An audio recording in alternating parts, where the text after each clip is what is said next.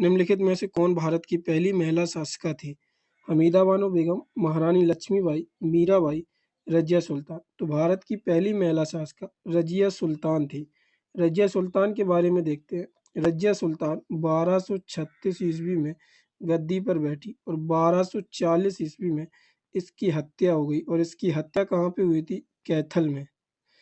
रजिया सुल्तान ने जो अपना विवाह किया था वो अल्तुनिया के साथ विवाह किया था। अगला प्रश्न देखते हैं। अगला प्रश्न है, ये प्रश्न आप लोगों के परीक्षा की दृष्टि से बहुत ही महत्वपूर्ण प्रश्न है। यहाँ से आप लोगों को हर एग्जाम में प्रश्न जरूर देखने को मिलेगा, तो पूरा वीडियो बहुत ध्यान से देखिएगा। लास्ट में आपसे एक प्रश्न पूछा है, तो उसका आंसर आप लोग कमेंट बॉक्स में दीजिएगा। प्रश्न देखते हैं, भारतीय नेपोलियन के नाम से आमतौर पर कौन हिंदू राजा विख्यात है? तो भारतीय नेपोलियन के नाम से किस हिंदू राजा को जाना जाता था? चंद्रगुप्त, समुद्रगुप्त, अलाउद्दीन खिलजी, इनमें से कोई नहीं। तो इस प्रश्न का राइट ऑप्शन होगा ऑप्शन नंबर बी, समुद्रगुप्त को भारतीय नेपोलियन के नाम से जाना जाता था। अगला प्रश्न देखते हैं। अगला प्रश्न है, बाल गंगाधर तिलक ने किसे अपना राजनीतिक गुरु कहते थे? बी आर अम्बेडकर, दादा भाई नौरोजी, सरदार वल्लभ भाई पटेल, और इनमें से कोई नहीं। तो बाल गंगाधर तिलक अपना राजनीतिक गुरु दादा भाई नौरोजी को मानते थे। अब यहाँ पे बाल गंगाधर तिलक के बारे में देखते हैं। बाल गंगाधर तिलक को भारतीय भारतीय अशांति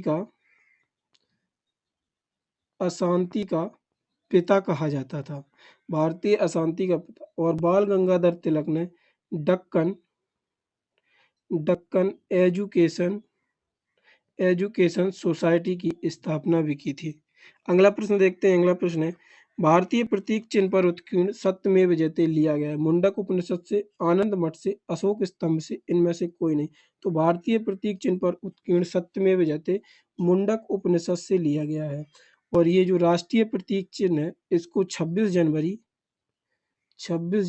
1950 को भारतीय सरकार द्वारा अपनाया गया था।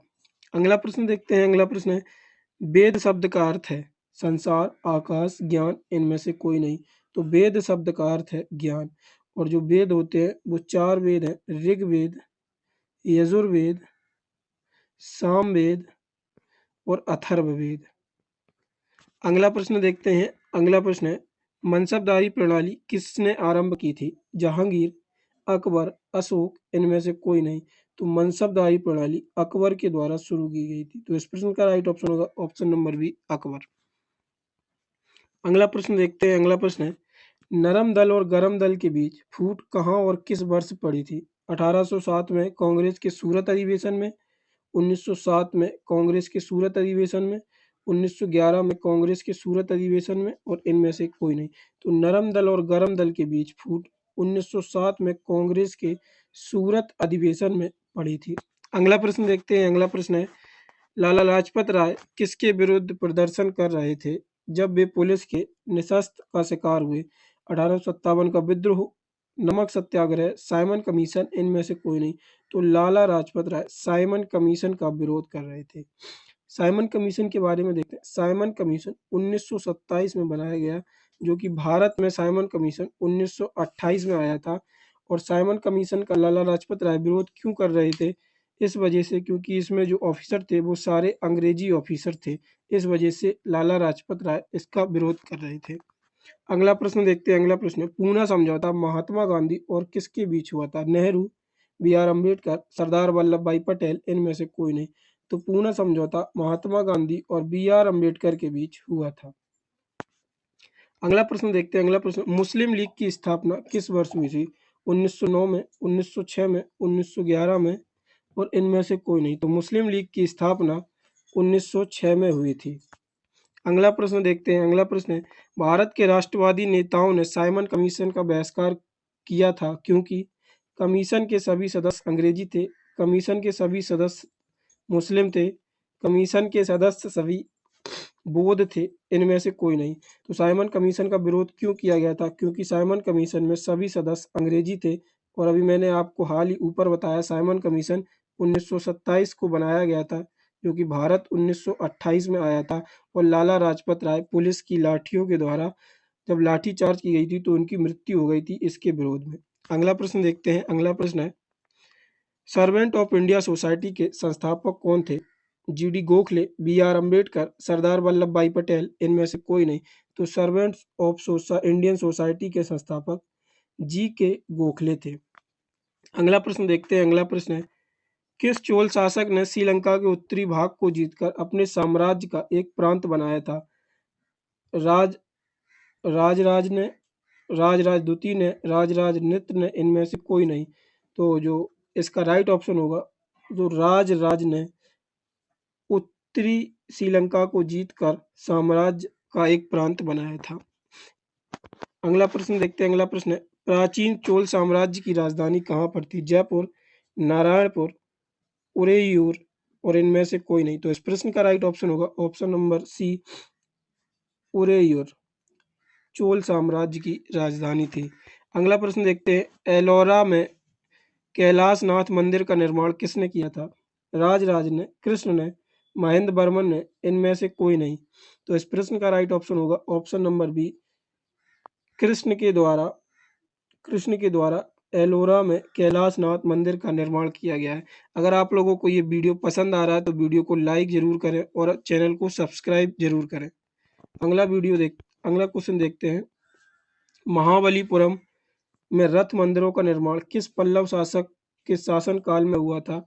नरसिंह वर्मन प्रथम, नरसिंह वर्मन द्वितीय, नरसिंह वर्मन तृतीय और इनमें से कोई नहीं। तो इस प्रश्न का राइट ऑप्शन होगा option number A, Narasimha Varman प्रथम के द्वारा महाबलीपुरम में रथ मंदिरों का निर्माण किया गया था। अगला प्रश्न देखते हैं। अगला प्रश्न है, पश्चिमी चालुक्य वंश का प्रसिद्ध शासक कौन था? पुलकेशिन द्वितीय, पुलकेशिन, पुलकेशिन नृत, इनमें से कोई नहीं। तो पश्चिमी चालुक्य वंश का संस्थापक शासक कौन था? तो इसमें से होगा पुलकेशिन द्वितीय, इस प्रश्न का राइट ऑप्शन होगा। अगला प्रश्न देखते हैं। अगला प्रश्न है, विक्रमदेवचारित के लेखक कौन है? महेंद्र वर्मन, बिल्हड़, राजराज, इनमें से कोई नहीं। तो विक्रमादेवचरित के लेखक है बिल्हड़। तो इस प्रश्न का राइट ऑप्शन होगा ऑप्शन नंबर बी, बिल्हड़।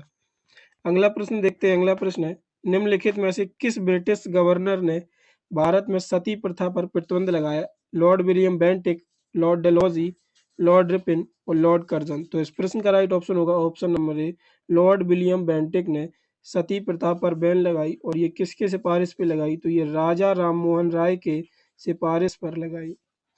अगला प्रश्न देखते हैं। अगला प्रश्न है, भारत का पड़ोसी देश म्यांमार जो पहले भारत का ही अंग था, यह किस वर्ष भारत से अलग हुआ? 1869 में, 1922 में, 1933 में, 1937 में। तो इस प्रश्न का राइट ऑप्शन होगा 1937 में म्यांमार भारत से अलग हुआ था। अगला प्रश्न देखते हैं। अगला प्रश्न, वर्तमान बिहार राज्य सन 1911 तक किस प्रांत का हिस्सा था? उत्तरी प्रांत, केंद्रीय प्रांत, बंगाल प्रांत, उपरोक्त सभी। तो इस प्रश्न का राइट ऑप्शन होगा बंगाल प्रांत।